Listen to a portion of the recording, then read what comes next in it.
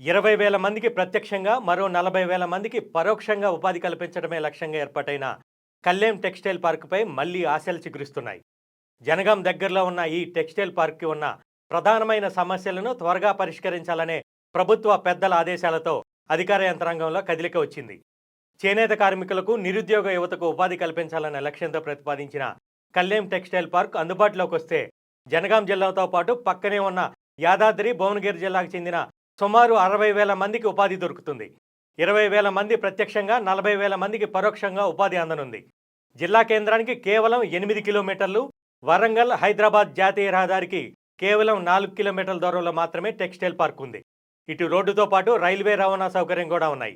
వరంగల్, హైదరాబాద్ జాతీయ రహదారిపై ఉన్న పెంబర్తి గ్రామం నుంచి 4 కిలోమీటర్ల దూరంలో టెక్స్టైల్ పార్క్ ఉంది. పార్కుకు వెళ్లేందుకు మాణిక్యపురం గ్రామం యువతల నుంచి బైపాస్ నిర్మాణం చేయాలని అధికారులు నిర్ణయించారు.